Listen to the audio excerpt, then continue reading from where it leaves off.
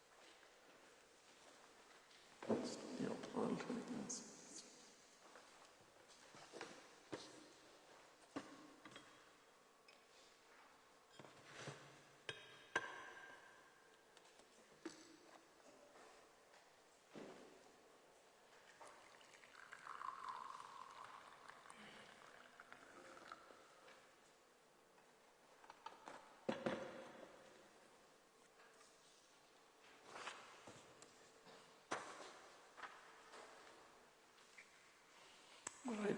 Good afternoon to everybody. We will discuss world religions in this course.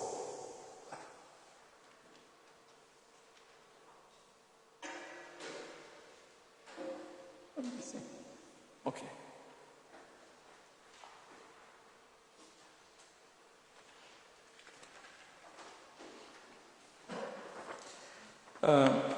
I have given you some form of syllabus for you to have some idea. As you can see in this course, I am not going to discuss different doctrines and history and things like that of each religion, which you can read from text. Rather than doing that, I will be talking more generally on world religions, okay? So, as you can see in the topics I'm going to discuss, they are not really long discussions on any particular religion. Now, if you want to know about Christianity or if you want to know about Islam, you will have to read some books, on those religions. And also I understand world religions are taught in this, the college in a different manner. So in this course we are not going to discuss any particular religions in detail, but we will be discussing in general. So basically we will be looking at what is religion, and then brief history and typology of religion, the ultimate goal in religion, paths to the ultimate goal, wisdom and faith, God, and then the concept of God, efforts to prove the existence of God, and then the Buddhist critique of God and liberation, things like that. And towards the end, we will be discussing discipleship or Sravaka in religions, and also the religious teacher, the place of teacher in religion, and finally place of women in religion. So we will be looking at these general subjects. So in that sense, this course is kind of survey of world religions, their common characteristics and differences. So this is what we are basically going to do in this course. I have given some list of text. Maybe you will have some of these texts so that you can read them. So basically, what is religion? A definition of religion. Now, in our discussion of religion, first we try to understand this term. What do we mean by religion? Now, when we see definition, how religion has been defined, we can also look at Buddhism, whether we can call Buddhism a religion in that sense, okay?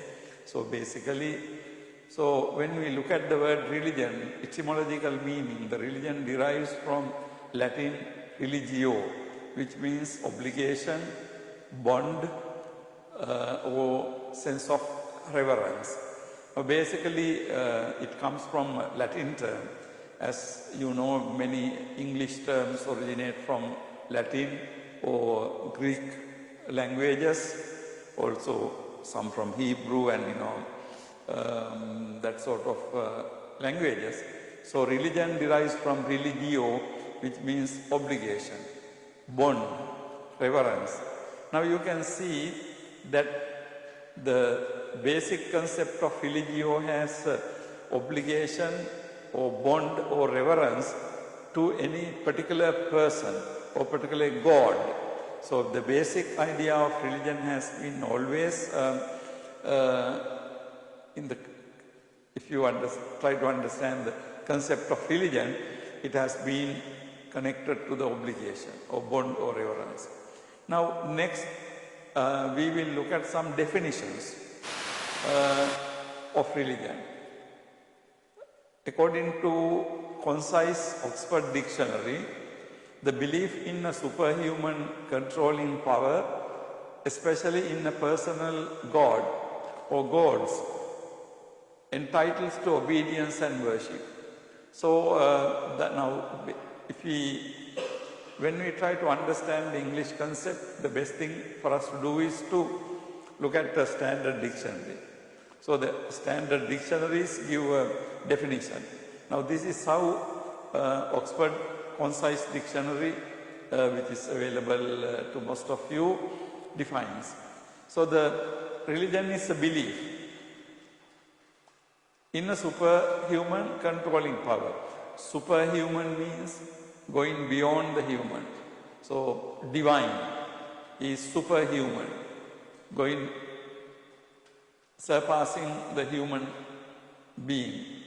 So belief in a superhuman controlling power, and also superhuman, that power is controlling power. It controls the world. It controls our life. So belief in a supernatural, superhuman controlling power. In a personal God or gods. In a personal God, God as a person. Like, in Judeo-Christian tradition, the gods' pictures are there. Pictures in the sense people draw how they consider, conceive the concept of God. So, in a personal God or gods, it can be also gods. And that God entitles obedience and worship. He entitles obedience and worship means he should get our obedience and also the worship from human beings. So that he is a superhuman God who entitles, who should receive the obedience and paying, the respect, worship. So that's how and then the belief in a superhuman controlling power. The beliefs are usually in our mind. So we believe, our belief. So religion is basically, you can see, defined as a belief. Belief is something in our mind.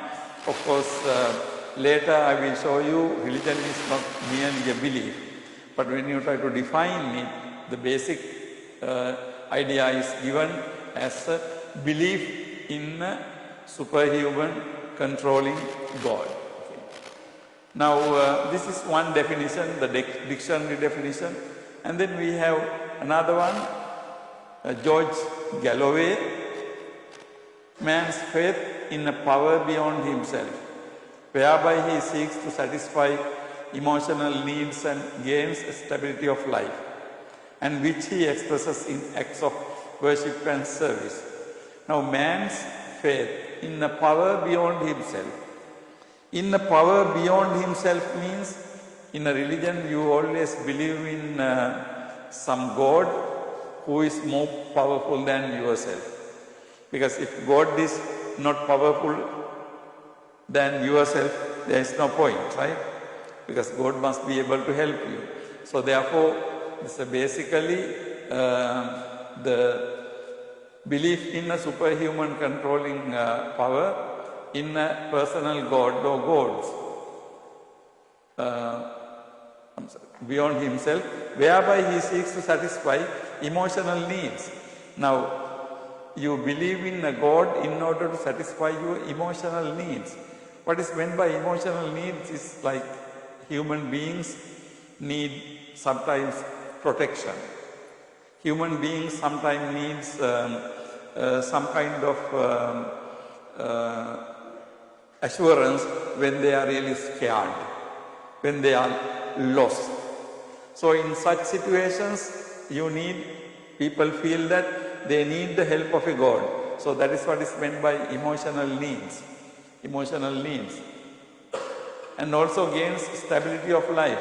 When things are not certain or sure, you need some kind of supernatural power that causes you to be stable in your life.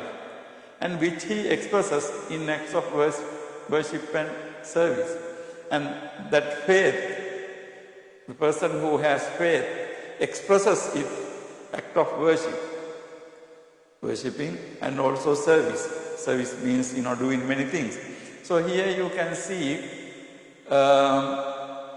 man's faith in a power beyond himself, whereby he seeks to satisfy emotional needs and gain stability.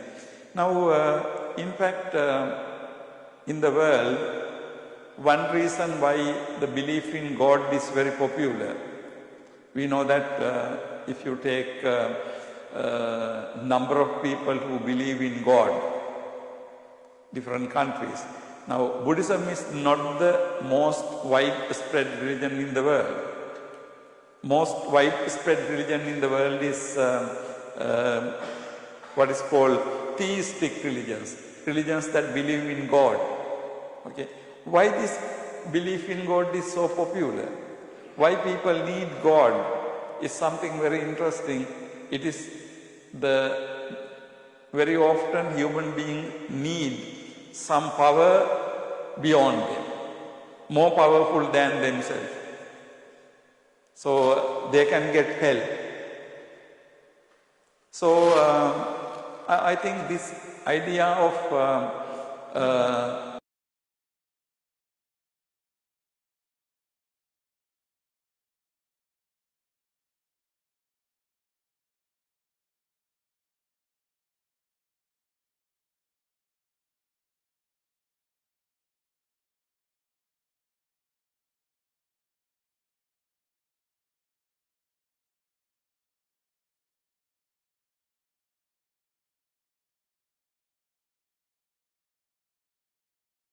religion advocating God, we call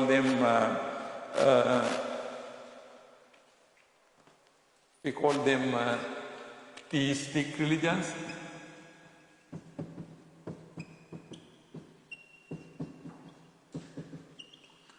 Or we can call them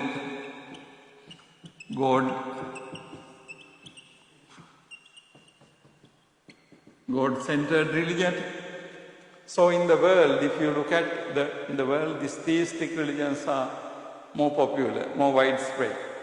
And God-centered religion, same thing. Because in the center of religion is God. Now why I'm saying is, of course, those religious people, they do many things to propagate their religion all over the world. Sometimes they follow good methods, sometimes they follow questionable methods. But even without these methods, God-centered religions are popular. The reason for popularity is actually this psychological needs. Many people feel that they need a God to get protection.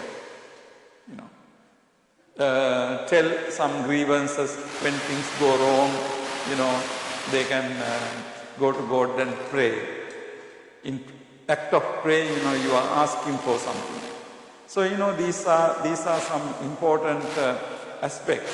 So, in that sense, according to George Galloway, the man's faith is a power beyond himself, whereby he seeks to satisfy emotional needs and gains stability. So, the emotional needs are very important.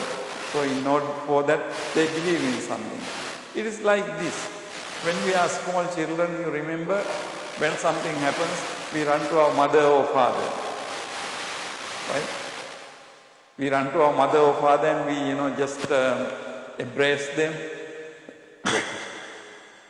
We think that mother and father can protect us. But when we are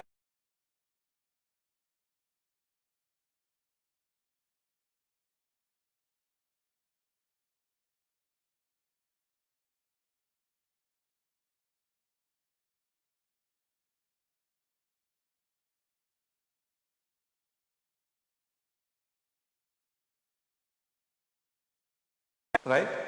We think that our father can do anything, our mother can do anything, our mother can protect us. But when we are grown-up people, we know that maybe our parents are not that powerful. Because we are today, like all of you are over 20, like adults, so we know that we are not that powerful sometimes. But very often ordinary people want to believe something like father. So if they can't believe in their own father, whole concept is that they believe in the Father in heaven. So this whole concept is father figure, protection, are reasons why this concept is very popular in the world. In the Christianity, you know that Christianity started as a part of Judaism. Jesus was a Jew, right? He was also a rabbi. Rabbi means Jewish religious people, Jewish religious priest is called rabbi. So Jesus was a rabbi really. Okay, so it comes from Judaism. But in Jewish language, the children call their father Abba. Abba means father. Father means actually not really, this term is used by children to call their father. Okay? It's not like father, it is like daddy or something. I mean, small children call this word father. Now, in Jesus' language, Jesus called God Abba. Now you can see, Jesus called God Abba means Jesus puts himself in the place of a small child. So it's like a small child calling his father. So this is the language he is using to call God. So God as Abba. Abba means father. Not really father, as daddy or something like how small children call their father. So this concept that people need some kind of emotional stability, protection. These are human needs.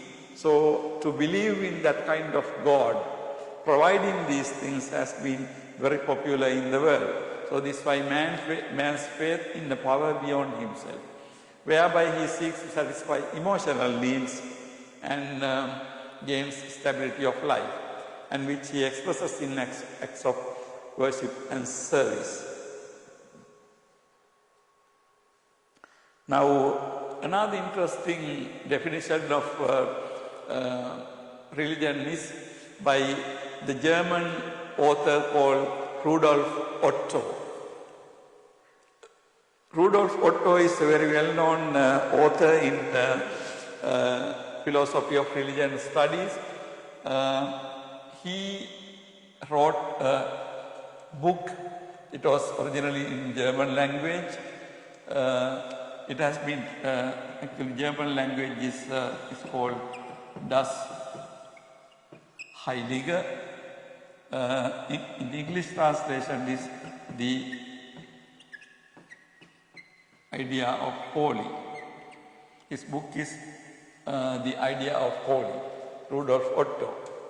And in this book, originally written in German language, it has been translated into English, the idea of holy, he uses the word the mysterium tremendum and also numinous dread. What he meant by these terms is non-rational as the key characteristic of religion.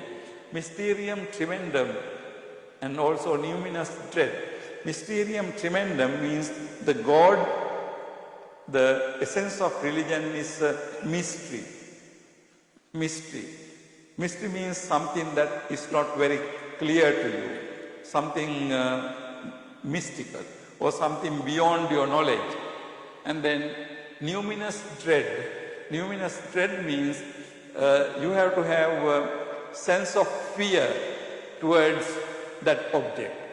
So something mysterious and also something treated with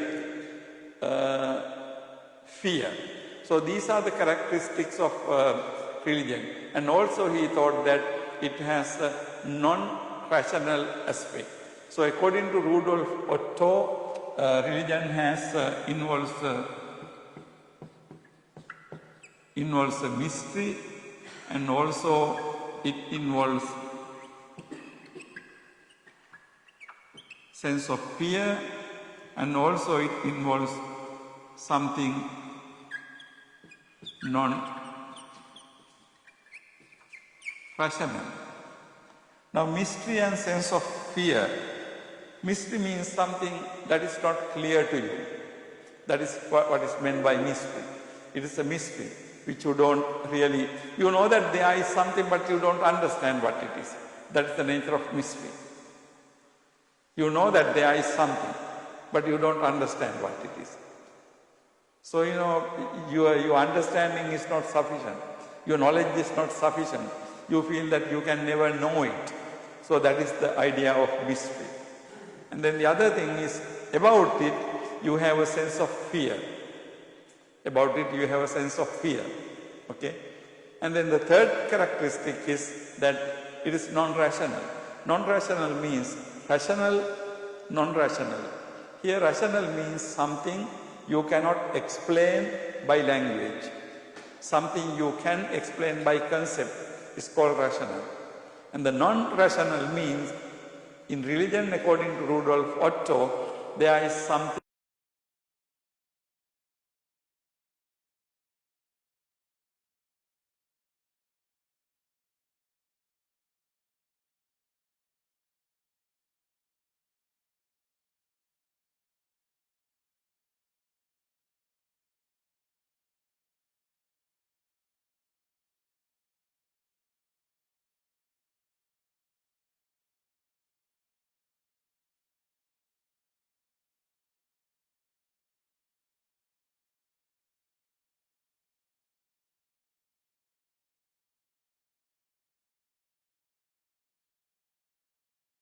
means the thinking, an idea that you can explain, describe by language. But then if something you cannot describe by language, then of course it is called non-rational. Okay? Try to understand that concept, non-rational. So non-rational means something you cannot describe by language. In religions, you know, very often we come across this idea that a religion, the God, cannot be described by language. Now in the Christian, Judeo-Christian tradition, we have this concept. It's called, non-rational is called something like, one idea is God is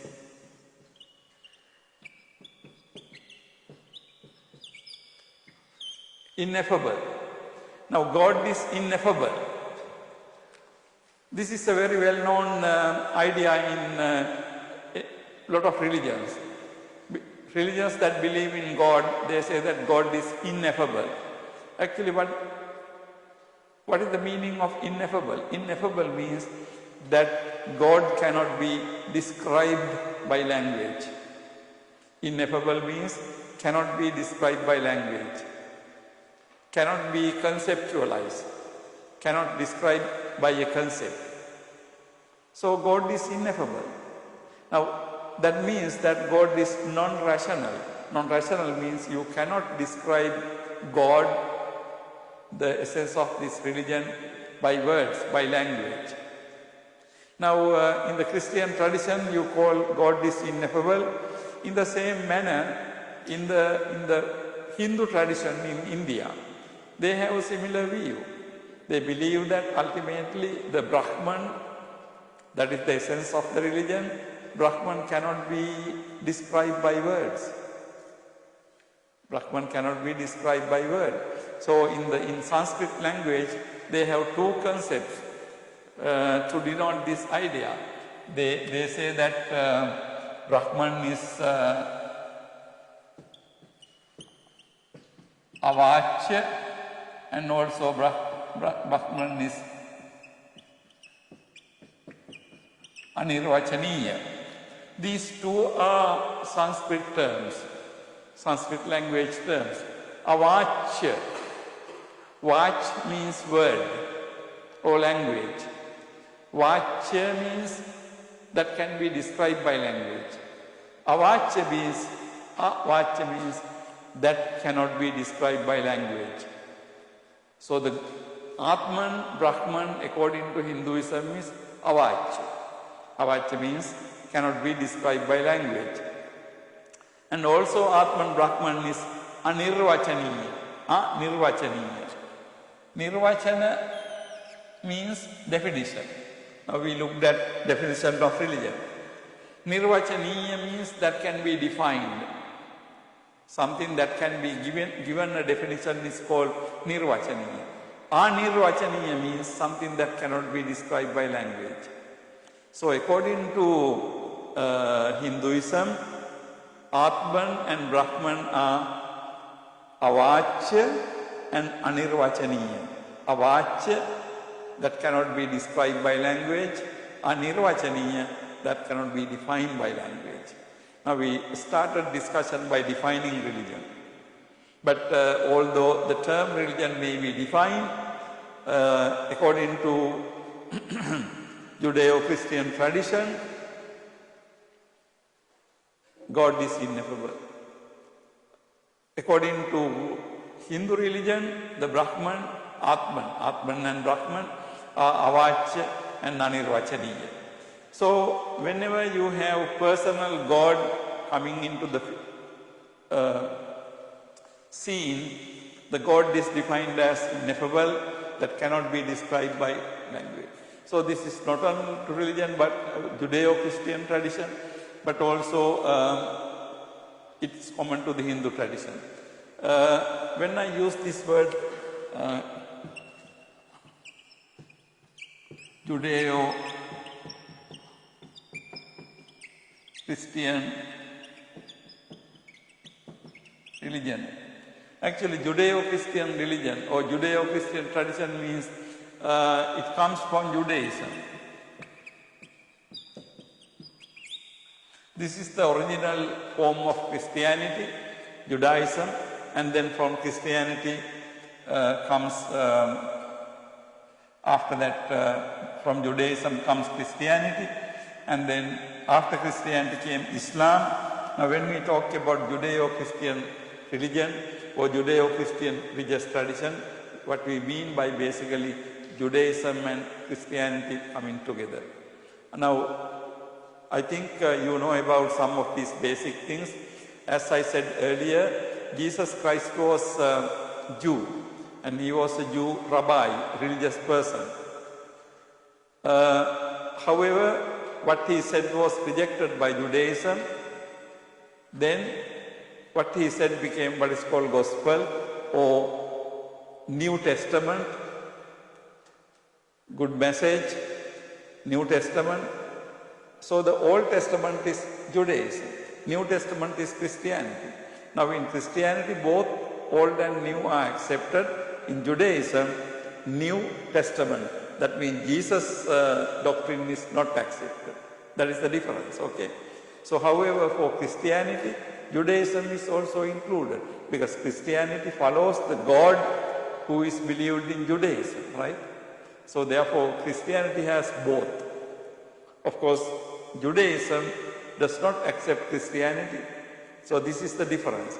But Christianity was started from Judaism because Jesus Christ was a Jew. And Jesus Christ was a Jew, religious person, rabbi, R-A-B-I. Rabbi means Jewish religious person. But then when he said that he is the Son of God, Jewish people thought that, his head has gone wrong or something, Then finally he got the help of Roman rulers and, he was crucified. But that's a Christian story. But anyhow, when we say Judeo-Christian tradition, now in the Judeo-Christian tradition, the concept of God is central. So in that sense, the God has been defined as a mystery, involving a sense of fear, and also very importantly,